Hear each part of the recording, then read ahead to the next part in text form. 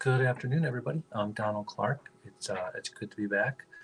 Apologize for my late start. I had this microphone all set and ready to go, and at the last minute, it just stopped working. So, if for some reason you can't hear me, just let me know, and we'll try it again. But I'm hoping it's picking this up. We've had audio problems, and but the microphones were working great. And then, of course, 2 minutes before we do this, there's issues. I hope everyone's having a great spring, and I hope everybody is getting ready for their long weekend. I hope you have a long weekend. It's Memorial Day, so try to get out there and try to plant some flowers and get outside. It's gonna be super nice here, and we need it. We've had repeated frosts, for the last week, and we're ready for some warm weather. I see there's some people watching, and let me know if you can't hear this, okay? And hopefully the mic is working okay. If it's really crackly, let me know, or if it's freezing, let me know, and we'll go from there. Um, so Memorial Day, don't forget to remember everybody, men and the women that fought for us in the past for our freedoms, and just don't forget that. It's easy to cruise through life and not remember stuff like that. So try to remember that. Okay, so I had dropped a video last week, real quick, about transitioning into spring, and I just wanted to follow up on that. And as the days get longer and as it warms up, we will adjust a little bit better. But coming out of a very extended yin period, fall, winter, a very dark period, to go right into a yang period, um, light and warmth, can be tough on the body. The transition can be very hard, and it's just super duper important to remember that, because if when you're coming out of a slumber or a period of darkness, when you're coming out of a slumber, we're groggy, right? We're fatigued. It's like we've been sleeping, and that applies. That really does apply to how we're feeling in the spring. It's often to walk out into a spring day and just be groggy, be foggy, and have extra fatigue. And it's very similar to if you're in a deep sleep and someone comes into the room and flips the light on, and all of a sudden, bam! You're in the light and you're awake, and that's relative to where we're at in the spring.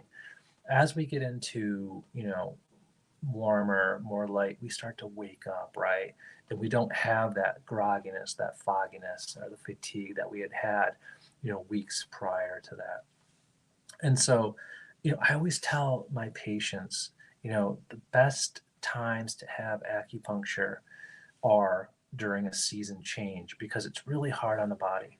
And everyone, struggles with seasonal changes, but 4 times a year is ideal. Summer to fall, fall to winter, winter to spring, spring to summer, and those are really pretty important times because it's hard on the body. And so the best thing to do to transition quickly and easily is to go outside more. Go out into the elements a little bit more, go out into the environment a little bit more. And what that does is it allows your body to maintain a sense of harmony with your surroundings. And you're exposed to it. You're exposed to the elements a little bit more, and that's going to help adjust much better than if you were constantly holed up inside, or going a million miles an hour and working so hard. And so we often can determine the health of our bodies, by the season ahead of one season ahead. So if you're healthy in the spring and summer, generally you're healthy in the fall, going into summer to fall. And it's super important to recognize that, and it's super important to keep that close to you. So get outside, enjoy the holiday, plant some flowers, go for walks, go for hikes. It's going to be gorgeous. And up here in the Northeast, it has just been absolutely beautiful. And we are in full growing period. The crops are in mostly in all the fields, and all the leaf canopy is out. So we are good to go. And the latest I've ever seen a frost here is June 6th. So I think we're going to make it past that here real soon. Okay, so I wanted to talk a little bit about general fertility acupuncture. Um, you know, acupuncture can do so many things for so many people, but we're going to focus on fertility. And what I wanted to talk about is if you're in a cycle or you're planning on doing a non-medicated cycle or you're planning on doing a medicated cycle, um, the best time to start is on the last day of your menses. And when you know it's going to be the last day or around the last day of your menses. And what we do is we're trying to start fresh, right? We're trying to make sure that all the clotting and all the lining has been removed, right? You've gotten rid of it. We want a healthy uterine lining as much as possible. So we don't want residual lining. We don't want residual endometrium. And so getting it out is number one, right? And so what we do on that last day or towards the end of the last day or the end of your menses is we speed it up one last time. And what that does is it'll push the lining out one last time. It'll increase blood flow. And the goal is just to make sure, everything's clean and, or, smooth as much as possible. And then from that point forward is when we start building follicles, lining, uh, reducing your stress levels, reducing your stress hormones, working on lifestyle, making sure your blood is strong. And once a week is very very typical. Now, a lot of patients will ask me, um, how long do I need to have acupuncture for leading up to my retrieval? And in all honesty, it's kind of it's individual, right? So if generally you have no problems and your menses are normal and your follicular count is good and you're doing this for, say, genetically screening or sexing or many reasons, then not as much as if, for instance, you have endometrium or PCOS or low follicular count. So the average depends on your situation. Ideally, though, if you have struggles, uh, 1 to 3 months ahead of retrieval is ideal. And what that does is it gives us a couple cycles to move through and build viable follicles, right? We want to make sure that you have as much, we call it, much energy as possible, as much yin or as much qi. We want you as fully healthy as possible to create the best environment for your viable embryos. And that goes for sperm as well. Sperm takes roughly 90 days to mature. So we want to make sure we have that amount of time to increase increase semen and increase sperm count, increase sperm cell development. So ideally 1 to 3 months. But if you're generally healthy, then come in on the last day of your menses and when you start your meds, right? Or if you want to try naturally on the last day of your menses, and let's move forward. Let's go from there. And the goal is to get you ready for retrieval, and there's a short window there, right? Or get you ready for ovulation, and it's a short window. So you need to act quickly on that. But the beautiful thing about acupuncture and Chinese medicine is it's super powerful. So you get results right away. It's not, it takes a long time for it to work. It happens quite quickly. And one thing you should know that if you're going through a retrieval and you have problems with hyperstimulation, or you've had OHSS in the past, or you're hyperstimulated, going into it or directly after your transfer, then I strongly encourage you to get acupuncture to help move that fluid. And acupuncture is just super effective in moving fluid and preventing or decreasing hyperstimulation. Now, if you're in the Syracuse office, please contact me if you're having problems after your retrieval, in between retrieval and transfer, and I'll take care of that right away for you. And it's very easy, and oftentimes it's we just get you in real quick, get you out real quick, and there's no problems associated, no fees for that. We don't want you hyperstimulated, so don't let it go. Come see me. I can't offer that in other offices in other parts of the country because I'm not there to absorb that. But if you're in Syracuse and you have hyperstimulation, call me or come see me. And we really don't. It doesn't really matter when. As long as I'm here, I will get you in quickly, treat you.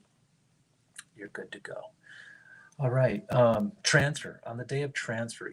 Acupuncture on the day of transfer is so super important because what it does is lately, with the airlines and travel and construction, people have been rolling up, right on time or a day late, and it's out of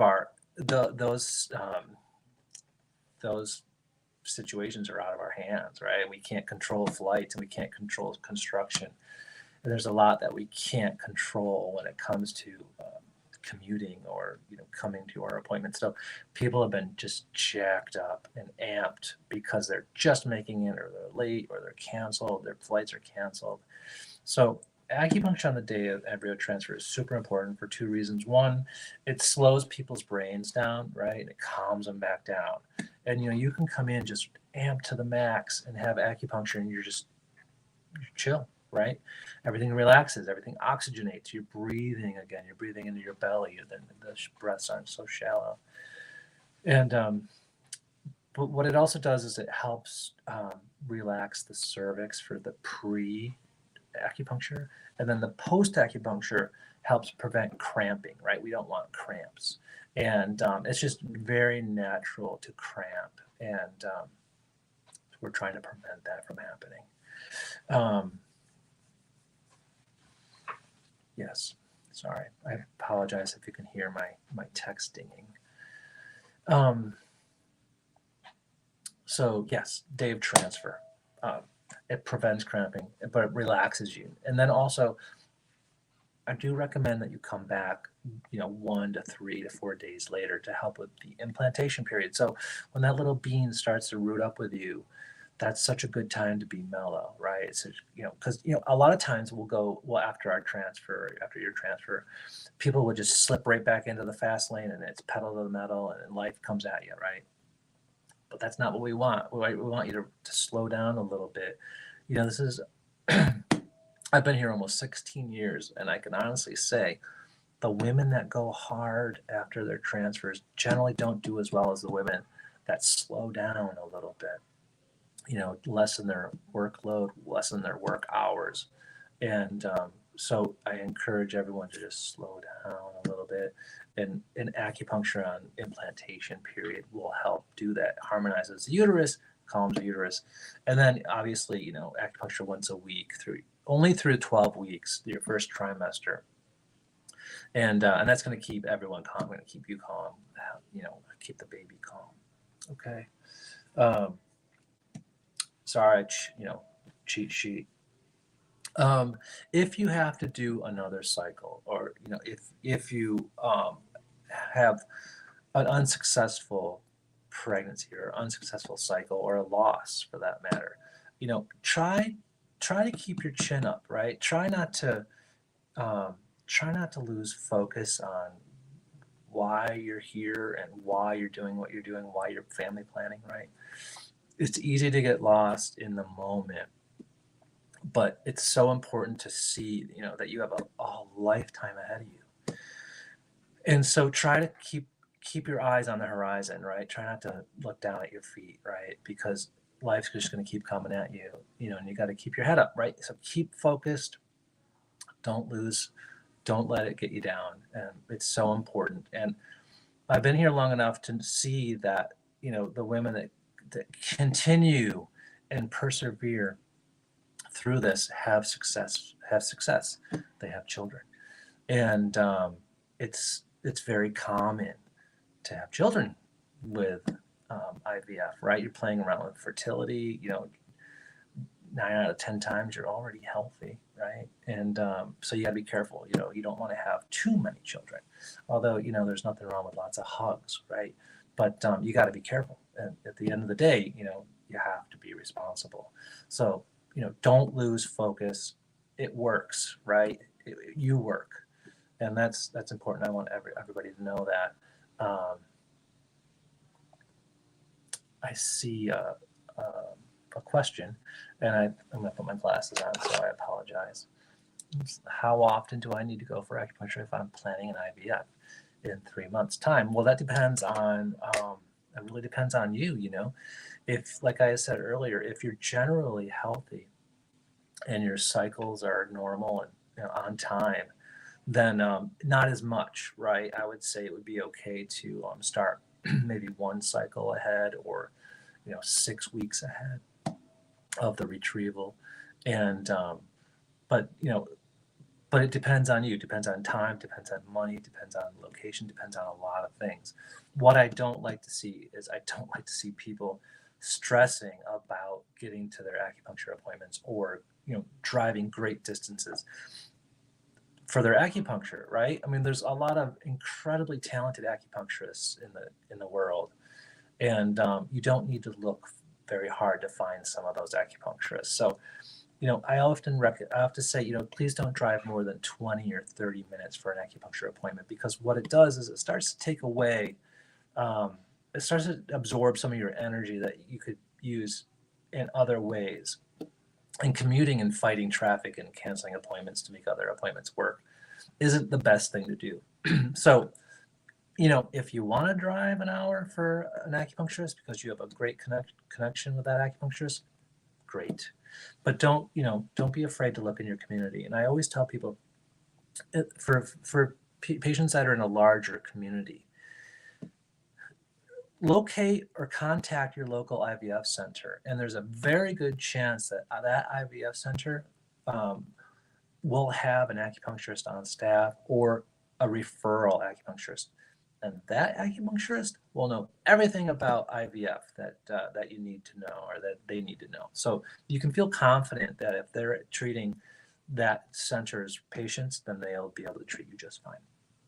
Now, for those folks that don't have that option and they're a little bit more rural, find an acupuncturist that that you feel comfortable with. Don't be afraid to interview a few, and just let them know you're pregnant, or that you're going to try to get pregnant, and to help build my lining, build follicles, strengthen my blood, calm me down, and they'll do that. Because I'll tell you, all acupuncturists are trained in this, and it's not we're specialized here in CNY fertility because that's all we do. So I mean, we do see non-fertility in an adjacent building, but let's face it, 90% of everything we do is fertility based, and that's why we're here. So we're specialized, but other acupuncturists are highly trained as well, and they could take care of you just fine. Like I said, don't be afraid to interview them. So yeah, so that was a little bit of a tangent. So I hope that helps you, and enjoy yourselves this weekend, and try to slow it down a little bit, and get some sun on your face. We all need some vitamin D after such a long winter, and don't be alarmed if you're a little groggy or fatigued this spring. It was a long winter, especially for folks in the Northern Hemisphere. Good day, everyone.